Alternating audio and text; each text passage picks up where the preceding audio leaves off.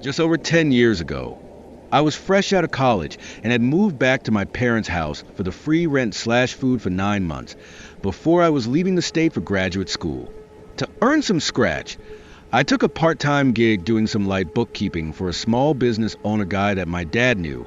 They had a business where you could rent low-level farm equipment, a small mom-and-pop type thing in the sticks. Since they knew my family, they trusted me to go in there for about 15 to 20 hours a week and check and file the rental forms, make sure nobody missed a payment date, answer an email or two discussing prices slash availability, etc. Super easy gig. The old building where I worked was about 90 years old and at the top of this little hill.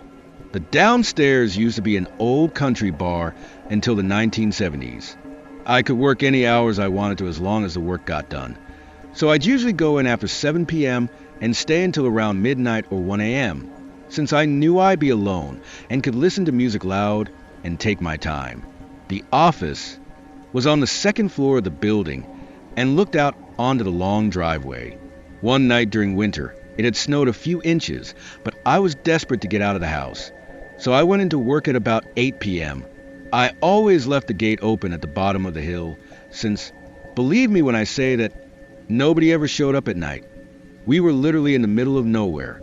To even turn onto our short road, you had to only be coming to our specific building and know it was there beforehand. So I was jamming away to some Fall Out Boy. Everyone makes mistakes when they're young, and having some coffee, and I kept glancing at the snow outside as I worked, since our one orange street light reflected onto the ground at the gate and was causing the light to shine off the snow in a really cool, dare I say beautiful, way. Around midnight, I went downstairs to do my bathroom business, then came back upstairs and got settled back into my work. I probably did about 5 minutes of work when I glanced outside and saw a huge imprint of something in the fresh snow just below the orange light. It seemed like a huge dog or substantial animal had just rolled around on the ground there on its back or something. Since I didn't notice it just 15 minutes before, it had to have happened while I was in the bathroom. I shook it off and assumed an animal was attracted to the light or something. At around 2 a.m., I was leaving and got out of my car to lock the gate, and to be honest, I had pretty much forgotten about the imprint in the snow. But when I looked down, I was shocked to see that it wasn't just some disturbed snow, but it was undeniably the imprint of a human-made snow angel. I used to make snow angels when I was a kid, and they are also very recognizable. So I 100% knew for sure that's what this was. And it was deliberately made underneath the light post. But it wasn't from a kid, it was from a very large person. And I already knew. Whoever had made this snow angel could easily have looked up and have seen me through that window, so they must have waited for me to head downstairs to the bathroom to make this angel. No cars had pulled up to our building. I would have seen / heard them, even from the bathroom. So I glanced around for footprints in the snow and saw that there was one set that led to the nearby woods to the right of the building. It was clear the person didn't use the road, but instead came from the opposite side, which instantly made me uneasy, since that side was just trees and darkness for miles and miles. By now, I was freaking out and trying to get back in my SUV, and that's when I heard it. Before I could get inside, I heard loud, high-pitched laughing coming from the woods. It almost sounded like a fake laugh, like the witch in The Wizard of Oz, like someone was doing it fake on purpose. It was close enough that I knew they could see me, but I couldn't see them at all, since other than the street light I was under, there was no illumination. After a few seconds of laughing, they stopped, and then it was just silence everywhere, except for my heart beating through my ears. Then, the laughing started again, though louder this time, more like screaming and laughing combined. I sort of froze for like 5 seconds, listening in a panic. Now, I spent a lot of time in that area, and I know what coyotes and foxes sound like at night with their high-pitched screeches during mating season, but this was very human. It felt like it was an adult man trying to emulate a woman laughing, like someone was deliberately trying to make a fake scary shriek laugh in order to scare someone. Well, it fucking worked. After 5 seconds, I immediately filled up with adrenaline, got in my car and drove the hell away from there as fast I could without sliding off the road. I worked there another 6 weeks or so and never had a single issue, though I knew where my boss kept his gun, and I always made sure it was there when I started my shift. And I certainly always locked the gate from then on.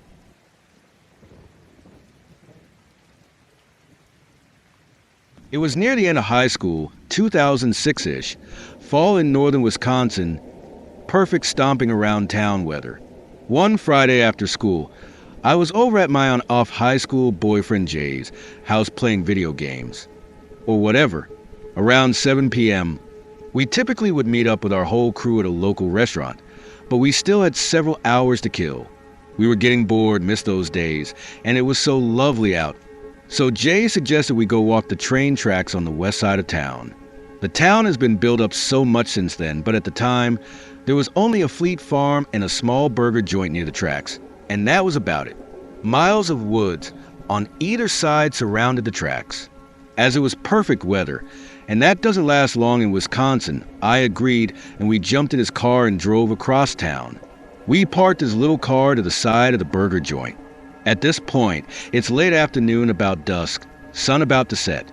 We hop out of the car, walk about a block where the train tracks cross the street, hook a right down the tracks through the woods. That area didn't get as many trains going through as a different set of tracks in town, and there was also plenty of space to the left and right of the tracks / into the woods if a train did approach. It seemed safe. You could see maybe a mile in each direction if a train was coming, and to either side just tall pines. We're walking down, balancing on the tracks, talking shit, jumping over stuff, whatever for maybe 5 to 10 minutes. Up ahead of us, we could see a few boxcars off to the side of the tracks. This feels creepy, but it was normal. As we approached them, we could see there were 2 boxcars attached to each other, maybe another 10 to 20 feet, and then a single boxcar behind them. I got the heebie-jeebies as we approached the boxcars, but they were both shut. So as we peeked around on them, climbed up, etc., they were less menacing. Cool. We keep walking. Sun is now down, and it's twilight. Quiet. We are both looking down as we walk past the boxcars, balancing and such. We get past a maybe another length of a boxcar when I just have the sense to look up. That's when I see it. I stopped short. I swear the hair on my arm stood up, and suddenly I felt like a prey animal that had been spotted. Jay! What's that up there? There's someone on the tracks. He stopped and looked up. What looked like maybe half a mile to a mile down the tracks. Standing directly in the middle of them was the shape of a person, or what I thought was. But for how far away it is, the figure was unnaturally tall. Standing stiff and still, arms at sides, with what looked like the shape of a bowler hat or something. I can still picture it.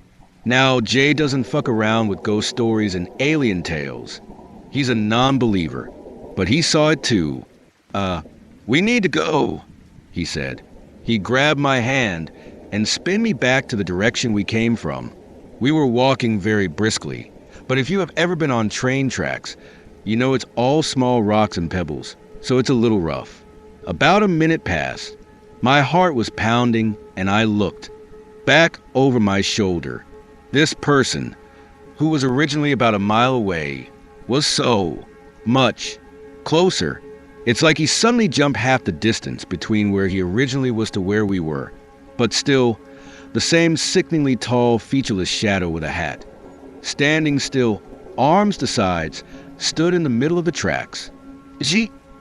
I actually screamed, making him whip his head around. I've never seen this guy scared. He grabbed my hand tighter and broke off into a sprint. Jay is about 6 foot, and I'm 5 feet 4 inches. So his stride is a bit longer than mine. A couple years prior, I recovered from a fractured knee and femur, and it's common knowledge I cannot run. If you've ever seen the cartoons with someone running and the other person is kind of flapping behind the runner, held by the hand, that's what I felt like. He took OFF. My legs moved, but my toes barely skimmed the tracks. We ran past the boxcars off to the side, and as we're about to get past the 2 that are hooked together, I stole one more frantic look over my shoulder. There he was, one boxcar away. Same weird proportions, like a dark opaque shadow. I swear my eyes bugged out of my head, and my body and adrenaline said GTFO. I forced my legs down and pushed my own damn self into a run. We plowed forward. No more glances back. Hooked back into the street and frantically fumbled our way back into his car, slamming and locking the doors behind us. I remember both of us sitting there, panting, staring forward for a good minute or two until snapping back to it with a WTF. The sun went down, and nothing could be seen toward the tracks. We went to our hangout with the crew at 7, chomping at the bit to tell everyone what happened. No one believed us or cared, really. I told my dad later on, and he says so many people died building that railroad, it was probably a ghost. Thanks, Dad. Fast forward to maybe 2011-ish. I'm in college. Jay and I break up and don't keep in touch. I get a text from him out of the blue, a link to that Slender Man game. I remember sitting in my dorm with a chill as I watched the preview and felt sick to my stomach. How he only moves toward you when you aren't looking and is frozen staring at you when you look back. Ugh. I read the Wikipedia page and creepypasta and all that shit. I know all of that stuff is made up, but the similarity to what we experience freaks me out. Present day. I looked up the chunk of railroad where it went down in my hometown on Google Maps.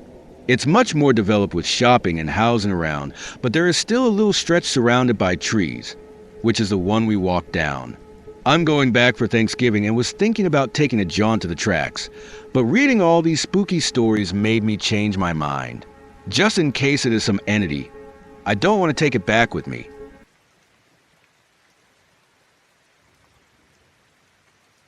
Fresh out of nursing school, I got my first real job in a fairly large hospital in a department that I honestly never thought I would ever work in.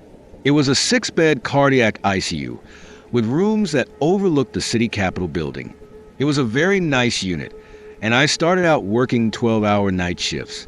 The hospital I worked at had 4 other ICUs that were always full, so my unit always ended up being code bed, meaning if someone was arrested or went downhill fast, somewhere around the hospital, they came to us. I had been working there for a year, and I was no stranger to death. Each patient of mine who had died on my shift was usually already on their way out. Their families were by their side. The DNR order was signed, the funeral home was already picked out. It was rarely ever a surprise. In fact, the only time I was ever needed to do CPR on my shift, it was not even in my department. So I went on a nice long 2-week vacation, got engaged, and had a beautiful tan. On my first night back, I received a report from the day charge nurse. She said she was off for a few days and suggested to remind the next day charge nurse that the priest was coming in the morning to bless room 4. I thought she was kidding at first, but she was serious. Apparently, while I was on vacation, every patient who was admitted to that room had died. But this came as no shock to me. People died often in our department, and it being a very religious institution, having a chaplain for almost every department, I just shook it off. Then she said that room 4 was empty and that it would serve as code bed for the night. Around 2 a.m., I got a call saying that they have someone to fill our open bed. The ICU downstairs was now going to be code bed, so we were getting your run-of-the-mill chest pain, take a look in the morning kind of patient. Nothing to get excited about. We get the patient admitted and all settled in room 4. He was a gentleman about 50 or so years old, very pleasant. His wife was with him, and she looked dead on her feet. I got her some warm blankets and took her to our waiting room that had cots so she could get some rest. Around 3:30, I was watching monitors and the cameras in each room. All the patients were fast asleep. The cameras all cycled through about 3 seconds each on one small TV we had on the desk. Room 1 was fine, room 2 was fine, room 3 was fine, room 4. There was someone in there. It cycled too quickly for me to get a good look, and the doors to the unit were locked. Maybe the other nurse let his wife back in? I walked down the hall and glanced inside. There was nobody. I shrugged it off. It was late. I was tired. I was probably just seeing things. I went back to the desk and continued watching the screen. Room 1, Room 2, Room 3, Room 4. I was not imagining anything. There was someone in Room 4.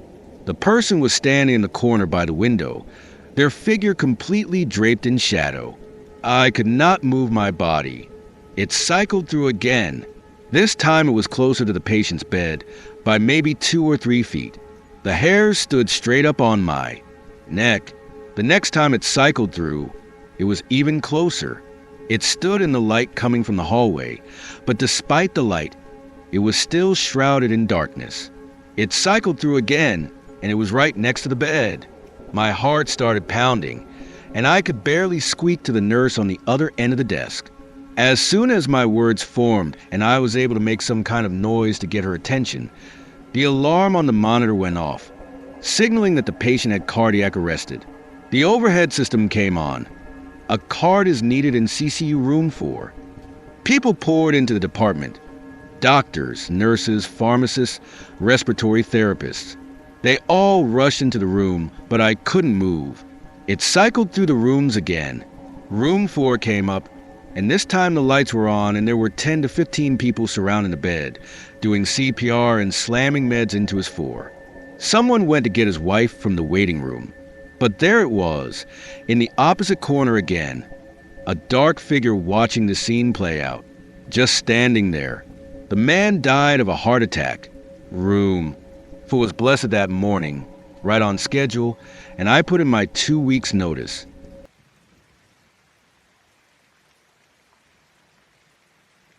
It's the 80s. It's Halloween on a weekday, and I, being the oldest and a girl, am responsible for taking 2 younger brothers trick-or-treating, along with 2 young sons of my parents' friends. My parents and the kids' parents are at our house playing cards and smoking cigarettes.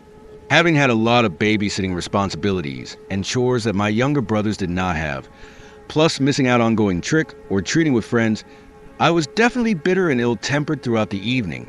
Because it's a school night, we're just doing the 3 blocks of my street and heading home. We make it down one side and back down the other, and are about 3 houses from home, when we get to the house of an elderly woman who lives alone and never gives out candy.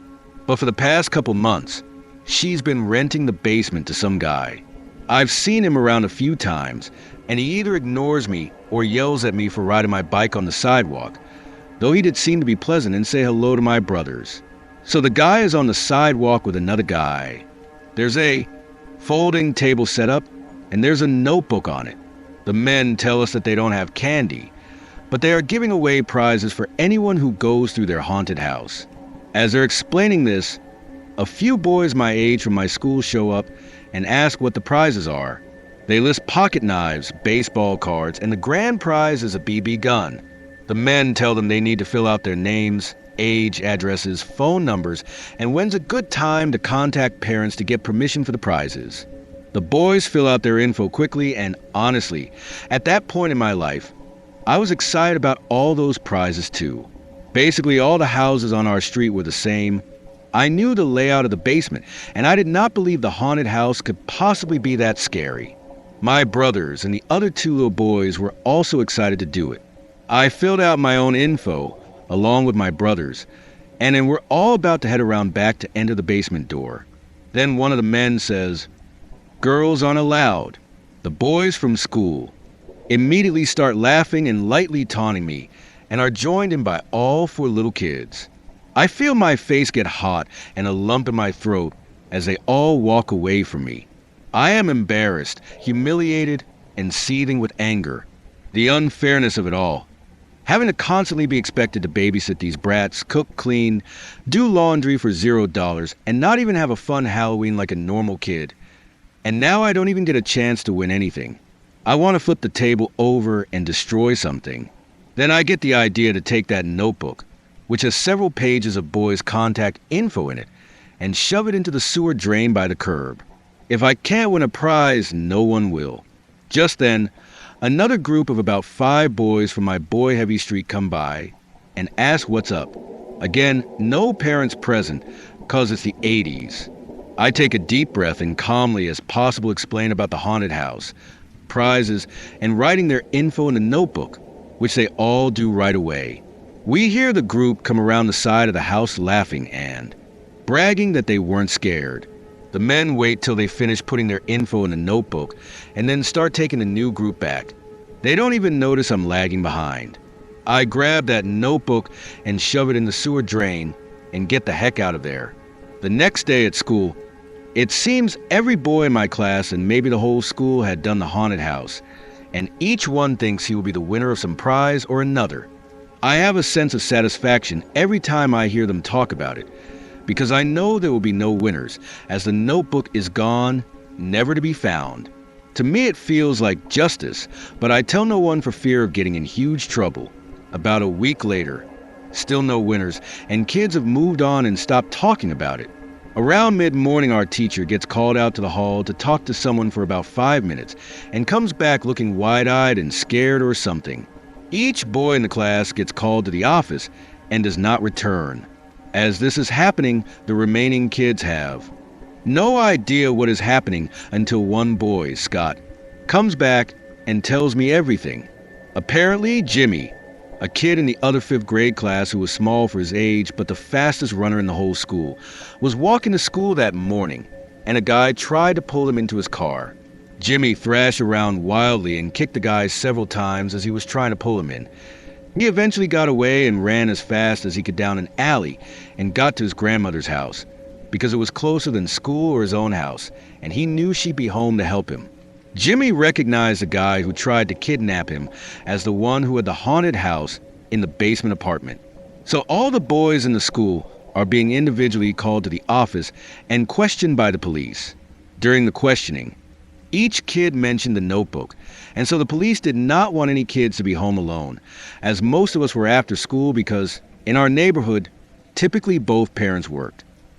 The notebook basically gave the men a time frame of when kids would be home alone. When is a good time to contact your parents?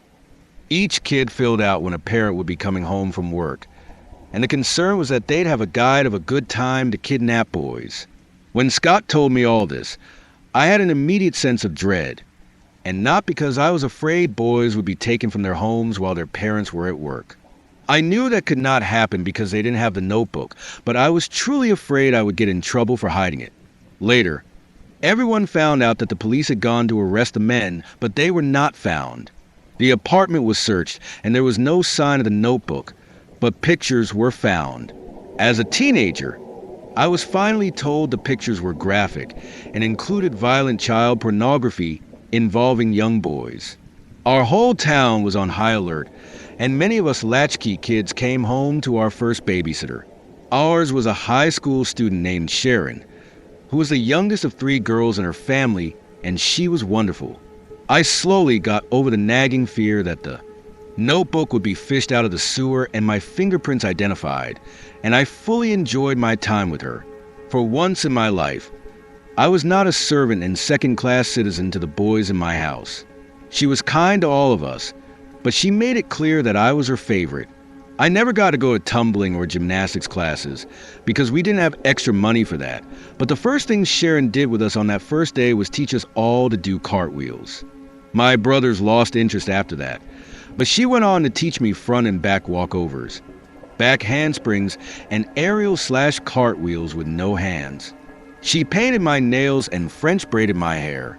She would talk to me constantly, tell me about her teachers, her classes, friends, boyfriends, and listen intently to whatever grade school or family drama I had, asking questions or offering advice.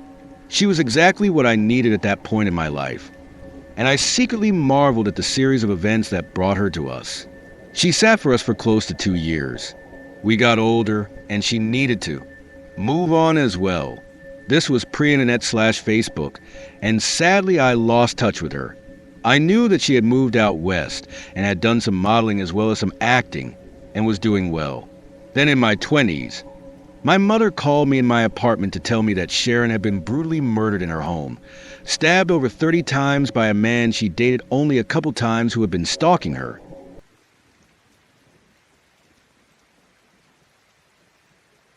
I went to a small college for women tucked away in a quaint New England town. In my second year, I was lucky to get a spot in one of the oldest dorms on campus, a stone building that students called the Castle, covered in gargoyles and ivy and twisting turrets. It was built in the early 1800s. The rooms themselves had been modernized, but it still felt like living in a Gothic fever dream. As a 19-year-old romantic, I absolutely loved it. I was surprised to get a room in the Castle. When it was my turn to pick, and I saw that room available, I thought I had really lucked out. It was the smallest room in the building, but I still grabbed it without hesitating. I moved in the following September, and things were going great at first. I loved my classes, and I had made good friends in my first year. But within a few weeks, I couldn't shake the feeling that my life was on a downward spiral. Sometimes I sat in my room and just cried for no reason. I thought about how hopeless my life was, that I was never going to make anything of myself. Part of me knew that none of this made any sense. I was a straight-A student at a good college, had family and friends that supported me, but I couldn't shake the feeling that I was doomed. Whenever I went to class or hung out with friends on campus, I felt better. But every night when I got back to my room, the sadness would eat away at me. Soon I became convinced that my outside life was just distracting me from the true hopelessness of my situation. I began turning down my friends' invitations just to stay in my room and cry. I skipped class to sleep. I was in so much mental pain. I even started to self-harm by cutting. I had never done this before. It may sound hard to believe, but when I was in this room, there was no way to convince me that my feelings of hopelessness weren't valid. I was doomed. I knew it in the depths of my soul. My friends noticed how bad things had gotten and gently suggested that I should visit counseling services. I refused until one day, something happened that convinced me to get help. I was sitting on the bed in my dorm room, trying to study. Instead, I couldn't stop crying. The pain inside me was so great, I was tempted to self-harm by cutting, just to make the inner turmoil stop for a moment. I closed my eyes and suddenly, with great clarity, saw a girl sitting on the bed in front of me.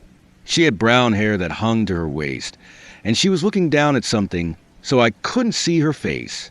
Then her eyes shot up toward me. She was crying and snarling all at once. The nastiest face I've ever seen a human make. Her arms were covered in blood. I had an overpowering feeling that she wanted me dead. I opened my eyes and sprung out of bed. A heavy mood hung over the room. The bed was empty, but I could tell she was still there. I had never believed in demons or evil spirits, but this was a feeling of absolute hatred that I can only describe as pure evil. I left my room and went to the RA. Suddenly, I knew that I had to talk about how I'd been feeling. It was the hardest thing I'd ever done. I told my RA about the depression and hopelessness and self-harm. Talking to someone lifted a weight that I hadn't even realized I was carrying. But I didn't mention the ghost girl on my bed. When I stopped talking, I expected the RA to send me straight for counseling, which I did end up doing eventually. Instead, she asked if I knew about the history of that room. She didn't want to scare me by telling me before, but given what was happening, I had a right to know. Way back in the early 1800s, the college had a program for students from low-income families. They could attend the college for free, but they had to work as servants to the richer kids.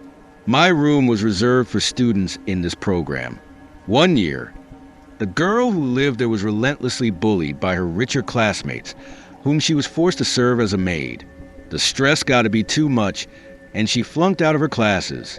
When the college asked her to withdraw, she slit her wrists in her dorm room bed, dying by suicide. I stayed with a friend until student life could find me another room. As soon as I left, the depression lifted. And to this day, I'm convinced that if I had stayed, I would not have made it out alive.